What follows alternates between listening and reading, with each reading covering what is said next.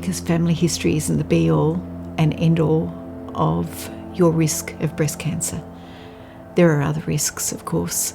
If you can find the cancer early, your chance of survival is higher. It gives people peace of mind. I know when I have a test, be it breast screening or something else, it makes you feel comfortable that that's another thing ticked off your list and go on with your day.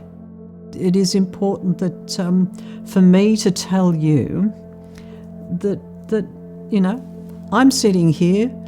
I've had an amazing life since breast cancer diagnosis, and hopefully I'll go on and keep having a marvellous life.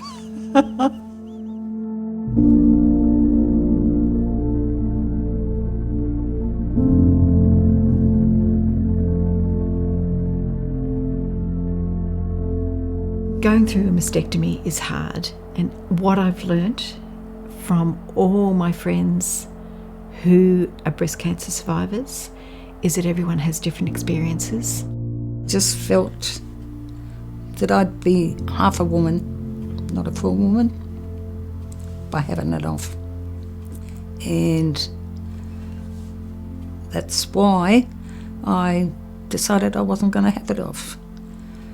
But when it come to the crunch, and I seen those pictures of the fungus, that's when I decided I would have it off, and I went ahead and had it done. My granddaughter kept pushing me to have the surgery, which I was dead against, but after all the facts were shown to me, yes, I did go and have it done, and I'm glad that she did push me. The driving force to get through a cancer diagnosis for me was my family. One of the biggest drivers, which I now know in hindsight, was the birth of my grandson. We didn't have any grandchildren when I was diagnosed, but now having him, it gives me even more motivation to keep up the good fight. It feels good because I've had 2 great-granddaughters since then, and my family is a lot closer than before, and I enjoy life a bit more. After diagnosis, it's not the end of the world. It's a small part of your story. Your story is so big, and my story will go on for many years to come, I hope. And I had a great story before diagnosis. Diagnosis of breast cancer hasn't defined me. It's impacted me, but it hasn't defined me. After the diagnosis and the treatment, and I've recovered, it's good to be alive. And it's good to be back to the desk, to my desk. I'm a writer, and I'm back to full-time writing. And I really value each day now to be alive and to have your life back, your career back, and your loved ones not worrying about you and not being impacted by the treatment, the pain that you have gone through.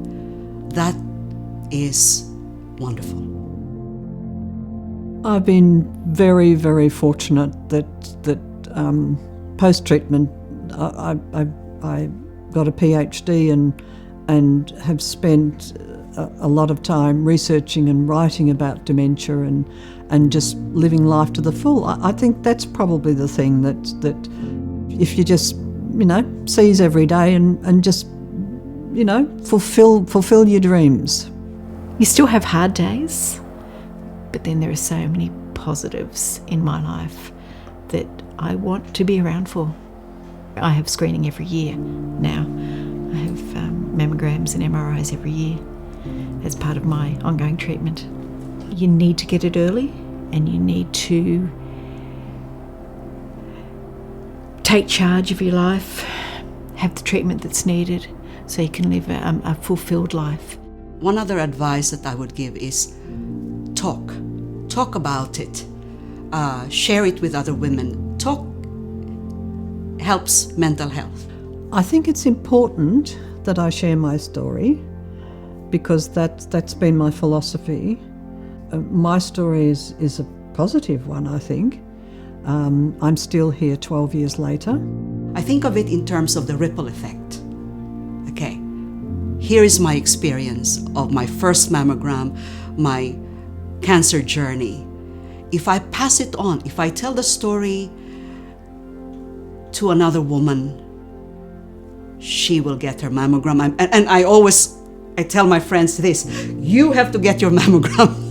and so then she does it, and she has her experience about it or with it, and hopefully she does not go through what I went through, and she passes it on to another woman, and that woman passes it on. And can you imagine that ripple effect of survival, of saving not just one life, the multiplication of saving many lives from whatever place you come from, whatever culture, because you have talked about it, you have shared your story.